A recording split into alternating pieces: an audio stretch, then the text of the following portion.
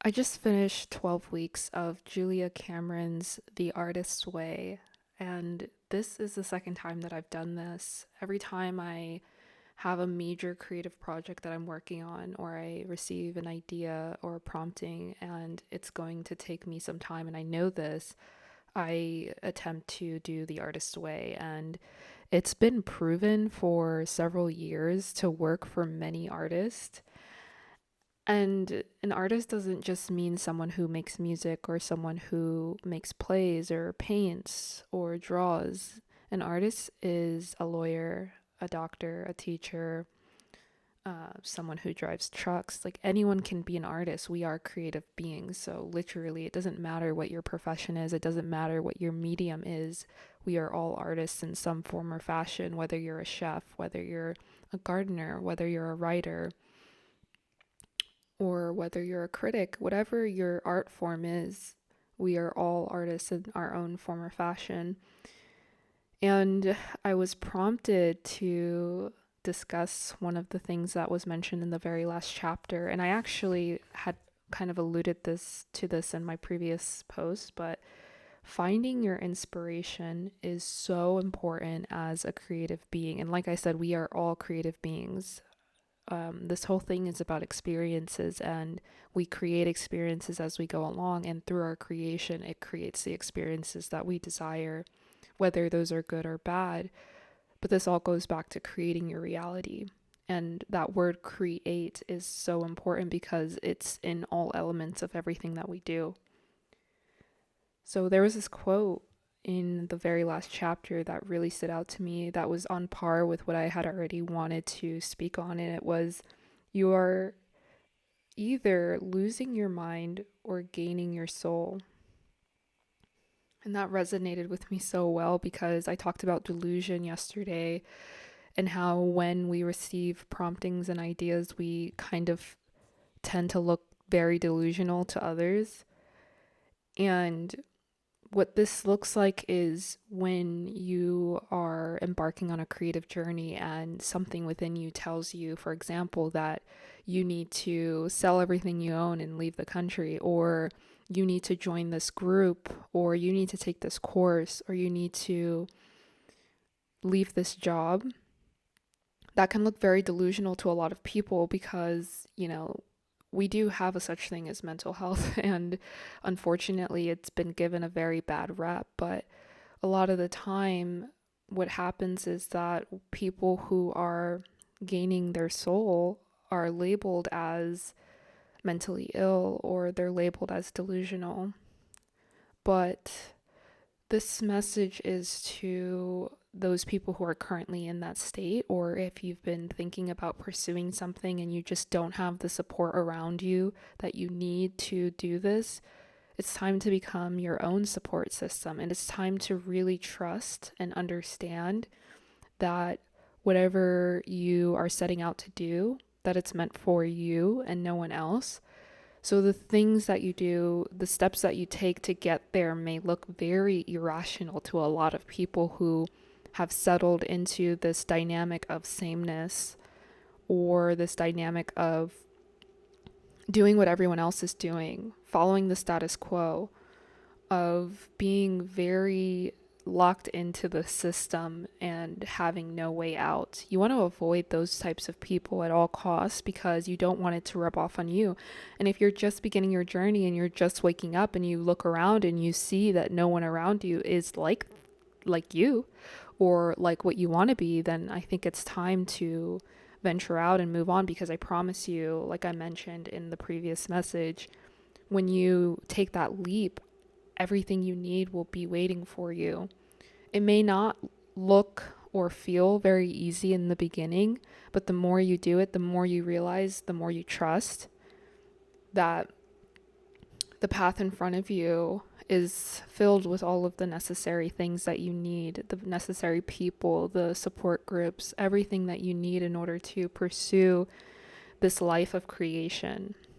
And for me, for example, personal experience, I have always kind of just lived my life like this.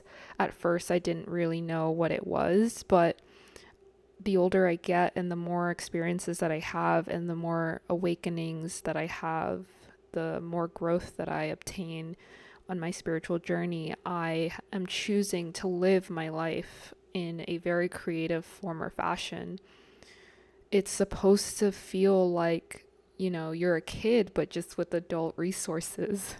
I think there's a point in our life where we stop being children, and in reality, that's the problem. Is we stopped being children. Children have this way of creating their reality through imagination, regardless of what's going on around them. And as adults, we have the resources and we have the credibility, I guess you could say, of being able to actually bring it down into the 3D in terms of creating our reality. So the thing that I find is that the issue truly is that we lost that imagination. And through imagination is where the creative process comes from and takes place. So I think one thing that I was told by a beloved shamana of mine was that it's time for me to live life as a little girl. And, given my background, I didn't really have a childhood. So I grew up really fast, as I know is the case for most people, for whatever reason that might be. But now I find that I'm the most happiest when I am living life as though I am a child. And this doesn't mean that I act like a child. I am very much still an adult, but I am aware that I have adult resources, but I want to do what my inner child has always wanted to do. And I look at situations and opportunities in that way. So if a friend is like, hey, let's go, travel to this country next week, I have the resources, I have the time, and I have created the life where I can go do that. And that's something that my inner child has always wanted to do. My inner child's always wanted to see the world, has always wanted to have friends who I can do that with as well. My inner child's always wanted to create a place full of my dear hobbies. So I bought a property in Georgia and I created a garden, and I do my artwork inside, I do my writing, I do my gardening. I do all of my little hobbies that I've been drawn to since I was a child. I'm a very curious person, so I feel that I'm able to express that now, whereas there was a period of time a few months and years ago where I felt very confined to this system where I'm expected to go to college, get a job, and basically just work for the rest of my life. And I saw myself going down that path, and I quickly deterred. I quickly realized that this is not the life for me because my inner child is screaming. I feel locked up. I feel caged in. I feel like I am not expressing. And your inner child can be interchanged between that phrase or your soul. And your soul has this dire mission, this inner passion that's burning that needs to be expressed. And that was kind of like the basis of my message yesterday. But I essentially want to encourage you to find what makes you come alive, find your inspiration so that you can be this creative being that we are meant to be.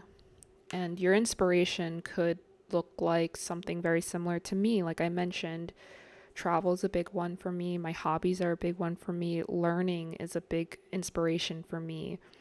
And when I'm doing any of those things, or when I'm able to help someone heal, either mentally, physically, or emotionally, through what I do, through my creative expression, I feel fulfilled.